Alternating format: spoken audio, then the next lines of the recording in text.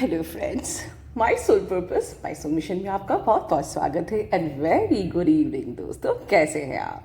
दोस्तों, ये जो वीडियो पर लाई हूँ, मिराकुलस रीयूनियन इन 3D।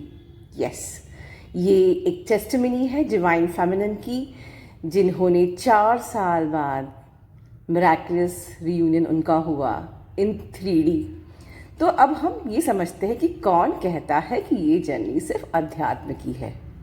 यस, ये जर्नी अध्यात्म की है, बट इस जर्नी पे हमको हमारे ट्विन के साथ यूनाइट होके, या ये कहीं यूनाइट तो हम ऑलरेडी है ही, हमको एक दूसरे का एसेंशन करके एक दूसरे का अंडरलाइन, क्योंकि इस वक्त अगर आप सेपरेशन में हैं तो कहीं ना कहीं आपका टीचर, आपका ट्विन आपको असेंड कर रहा है और उसके बाद आपको उन्हें हम दोनों को असेंड होके मदर अर्थ की वाइब्रेशंस बढ़ानी है।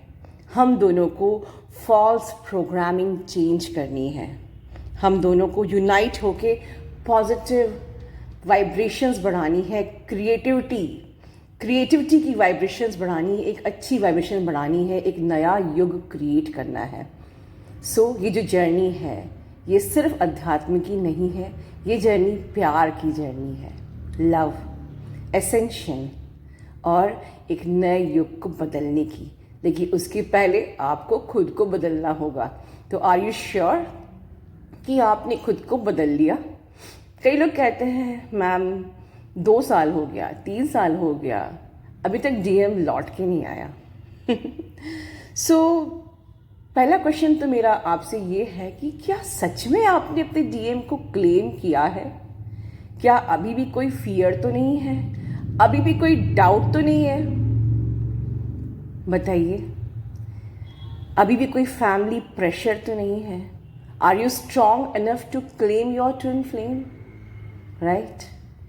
क्या आपके सारे आपको लगता है कि मैंने सारे इश्यूज हील कर लिए, बट आर यू श्योर आपने सारे इश्यूज हील कर लिए? कहीं आज भी आप शक तो नहीं करते? क्या कहीं आज भी आपको ट्रस्ट इशू तो नहीं है? कहीं आज भी आप ओवर थिंकिंग के इशू से तो नहीं परेशान हैं? कहीं आपको आज भी पेशेंस का इशू तो नहीं है? इम्पेशेंस होने का इशू, नेगेटिविटी का इशू, ट्रस्ट इशू या कोई और हिडन इशू तो नहीं है? सेल्फ आइडेंटिटी, सेल्फ इमेज का इशू, बहुत सारे इश्यूज हैं, ठीक है, जो शायद आपको पता भी नहीं होता है। और ये जो लेयर्स हैं, ये परतें खुद टाइमली खुलती हैं, राइट? किसी का यूनियन बहुत जल्दी हो जाता है और किसी का यूनियन बहुत देर लगती है, बिकॉज डिवाइन टाइमिंग के हिसाब से आपकी परतें खुलती हैं। और ये परतें आपके ढूंढने से नहीं खुलेगी मेरे दोस्तों। मैंने एक वीडियो में कहा था, भगवान पहले एग्जाम लेता है और बाद में लेसन लर्न कराता है।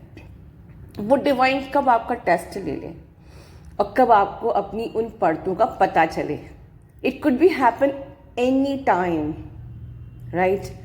मोस्टली ये आपके full moon, new moon shift के आसपास होता है, but it could be happen at any time.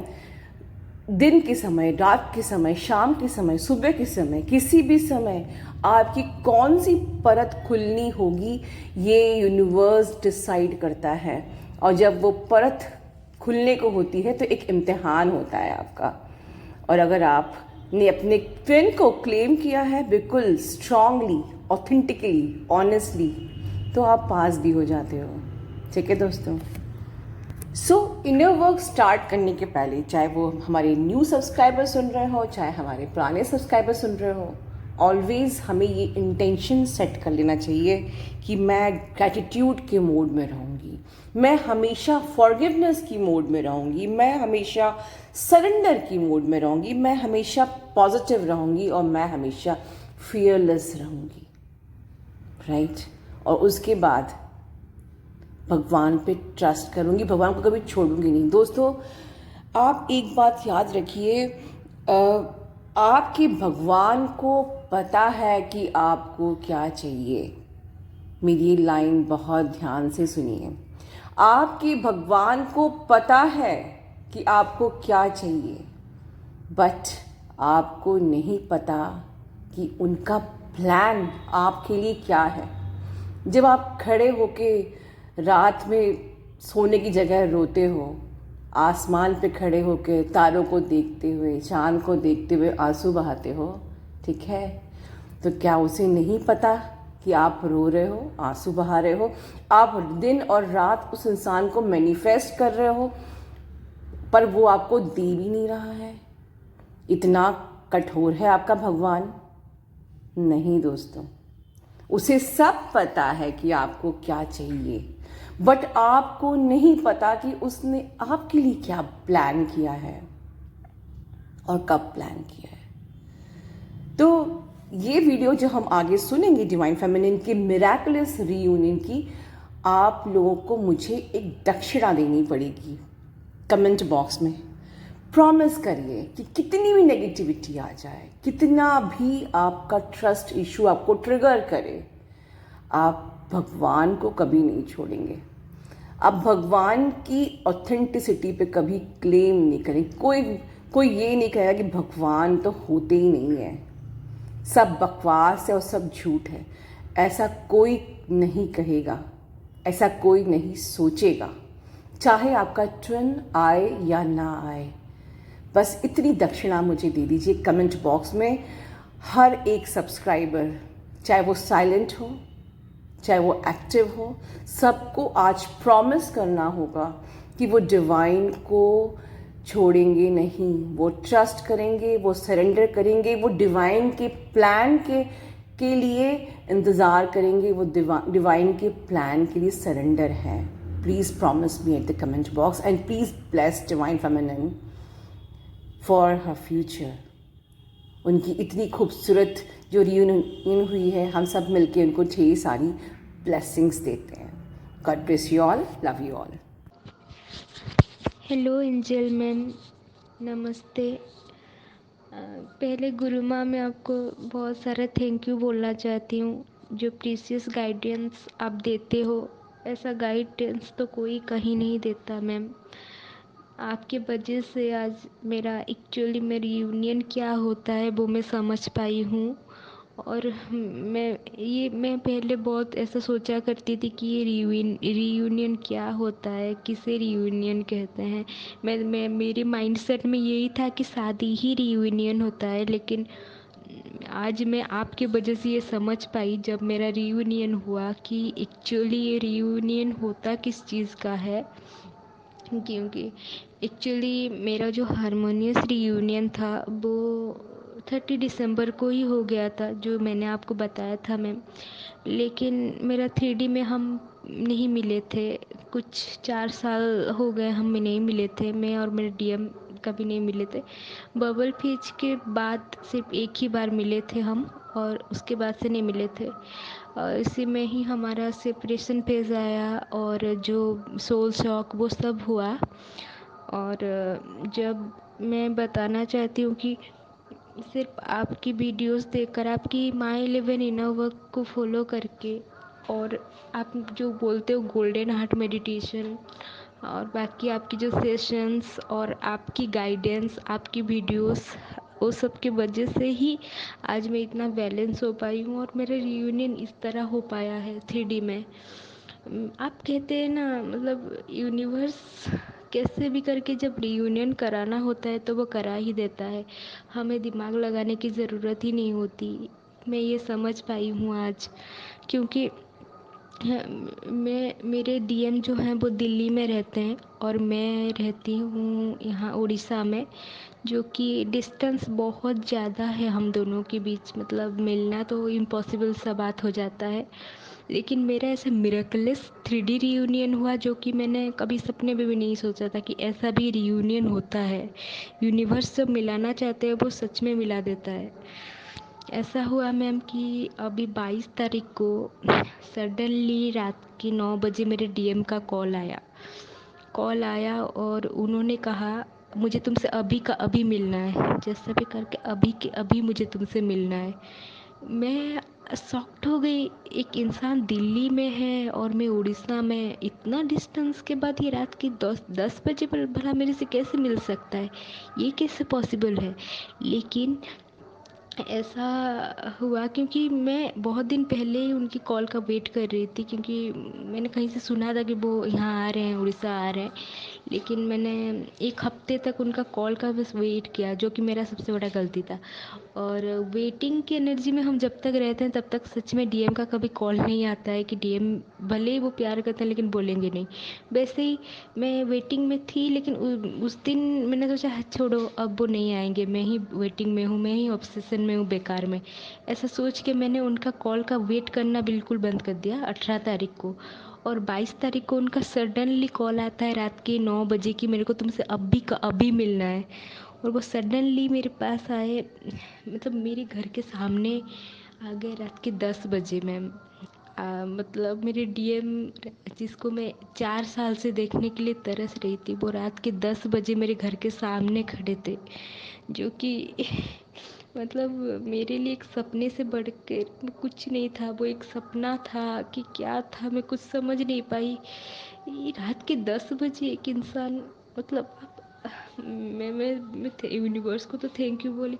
और वो जिस तरह मेरे से मिलना चाहते थे, इतना इतना डेस्परेट होके वो मेरे से मिलना चाहते थे, ये वही डीएम है। मेरे को तो बिलीव ही नहीं हुआ।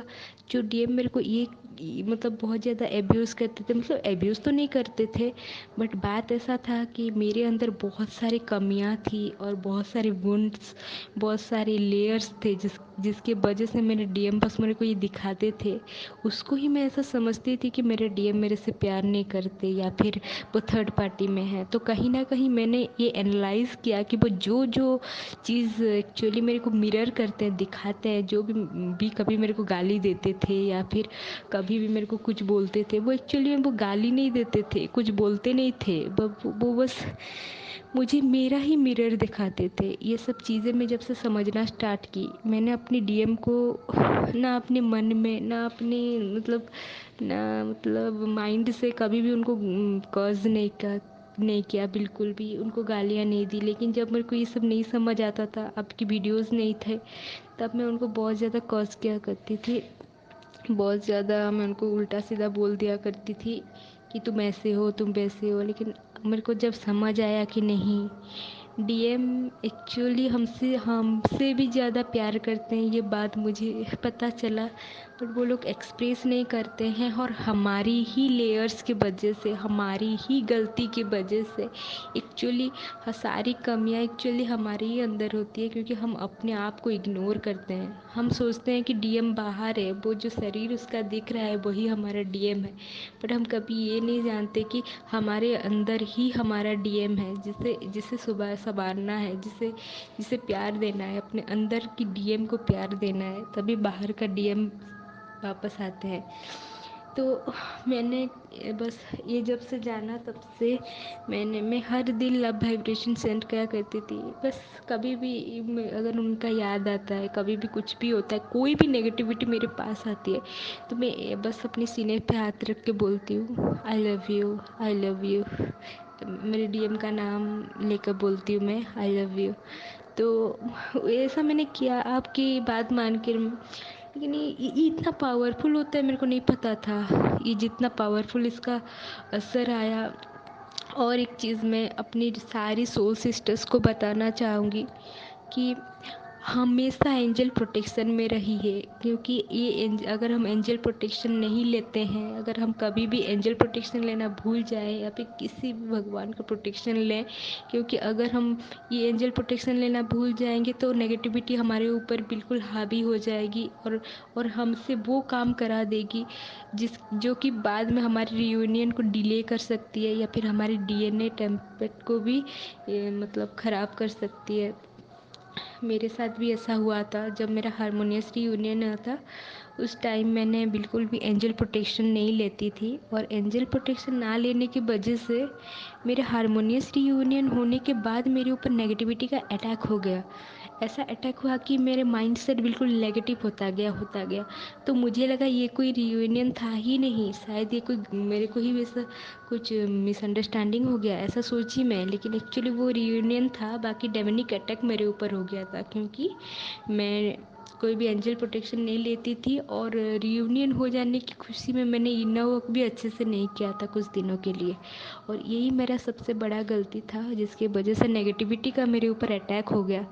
और उस टाइम नेगेटिविटी का जब मेरे पे अटैक हुआ, मैंने बिना कुछ सोचे समझे उस दिन मेरी डीएम ने मेरे को गालियाँ दे दिया, मैंने अपने डीएम को गालियाँ दे दिया।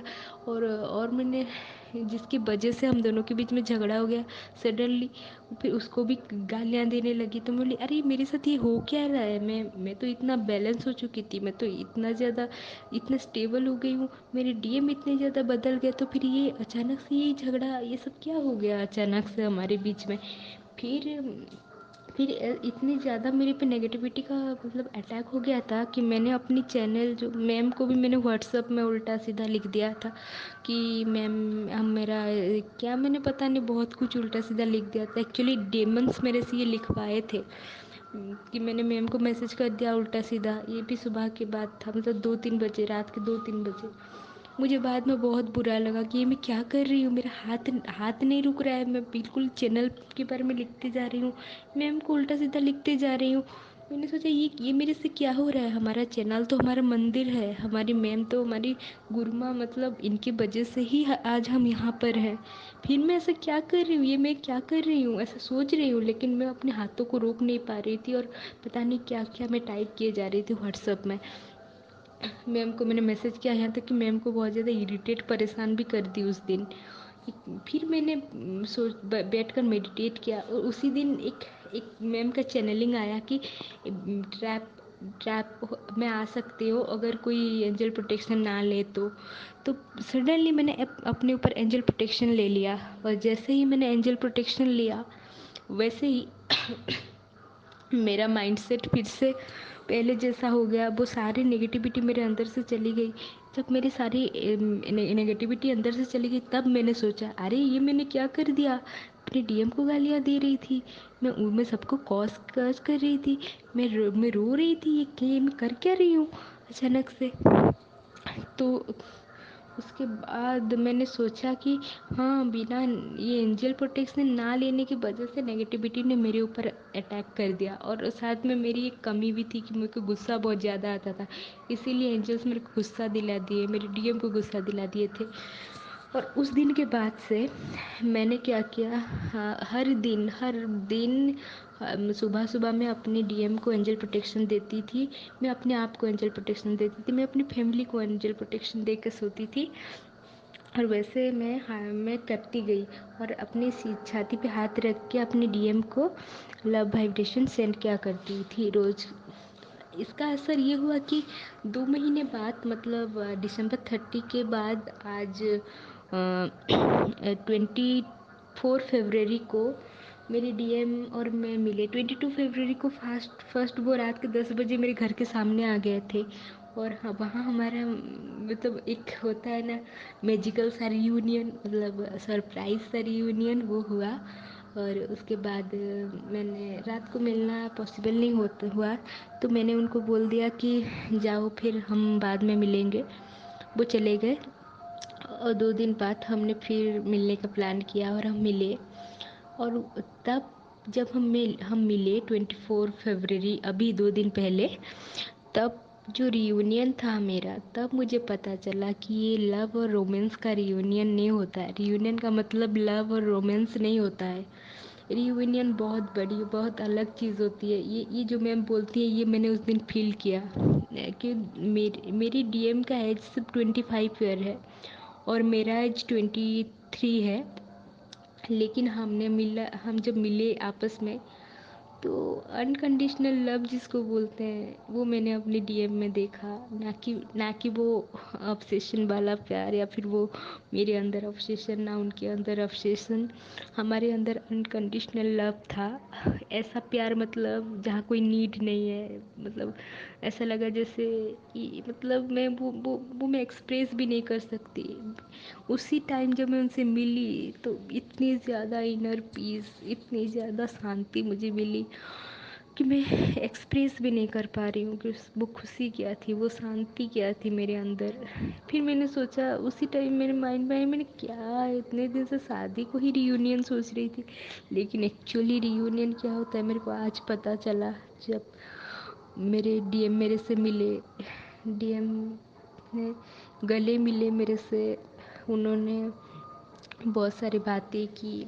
तब उनका प्यार मैंने देखा, जो अनकंडीशनल लव है वो हमसे कहीं ज़्यादा होता है।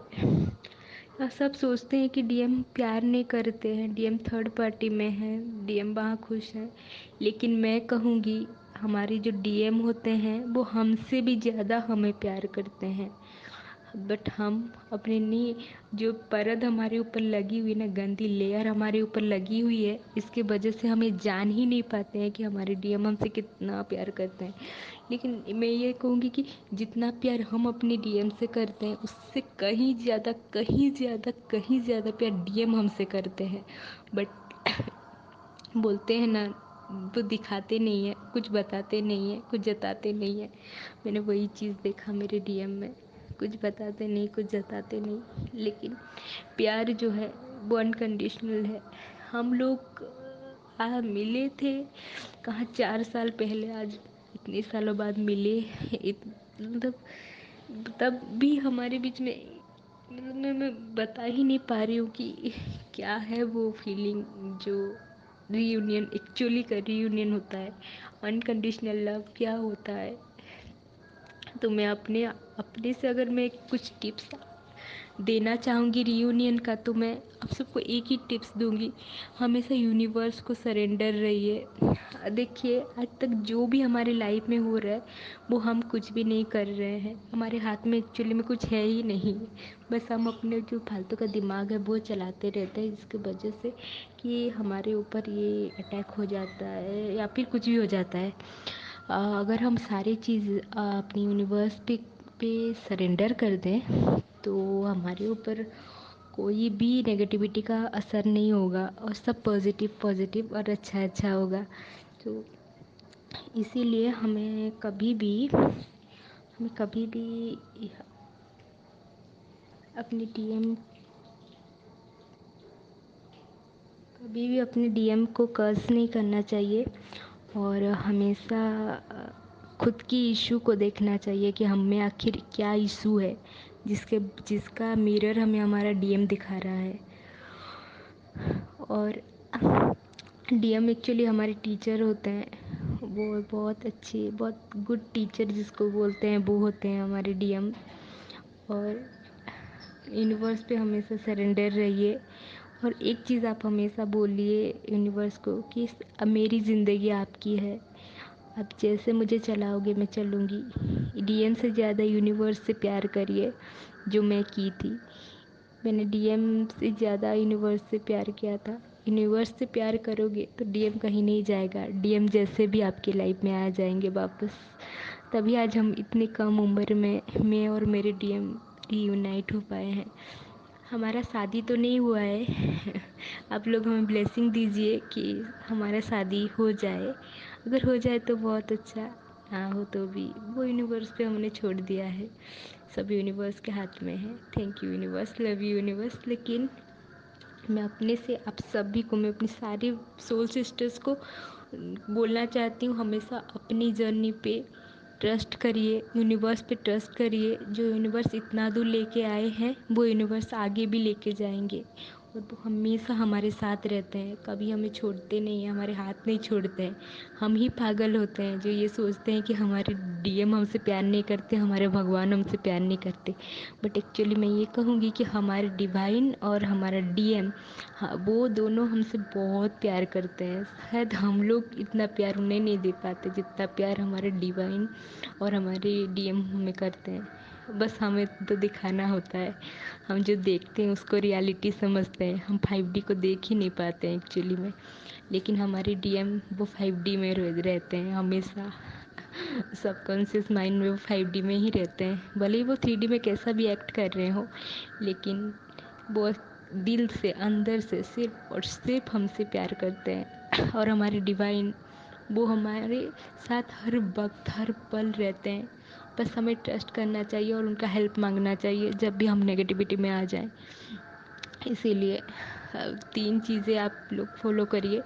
कभी भी नेगेटिविटी में मत जाइए। अगर कभी भी नेगेटिविटी में जाते हैं तो प्लीज़ मैम का वीडियो कोई भी देख लीजिए।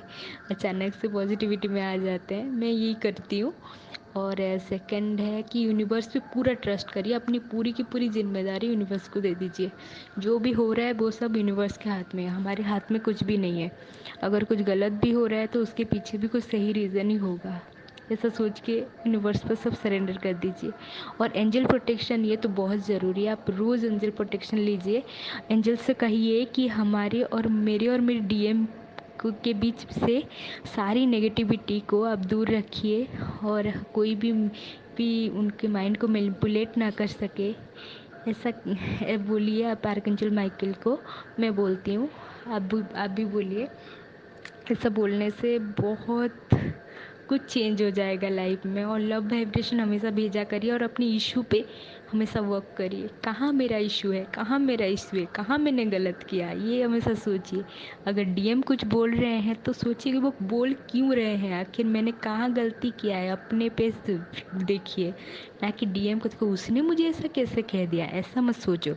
हाँ, अगर उसने कहा है तो मेरे अंदर ज़रूर ये इसमें से कुछ इशू है, ऐसा सोच के आप अपने पे काम करिए। ऐसा करेंगे तो जल्दी हमारा रीयूनियन हो पाएगा और हम सबका रीयूनियन होगा और तभी हमारी मदर अर्थ की वाइब्रेशन बढ़ेगी। इसलिए आप हमेशा मैम को फॉलो करिए, आप सब ब्लाइंडली फॉलो करिए मैम को, जो मैं करती हूँ। मैम के ज़रिए यूनिवर्स हमसे बात करते हैं। Thank you universe, love you universe, thank you गुरु माँ, बहुत बहुत थैंक यू आपके लिए आज ये सब हो पाया है। कहाँ मैं डिस्टॉर्टेड फेमिनिन से आज रियूनियन में आ गई हूँ इतनी कम उम्र से। मैं क्या आपको कितना ग्रेटिट्यूड पे करूँ, वो कम है ma'am. Thank you very much, thank you very much, love you universe, thank you universe.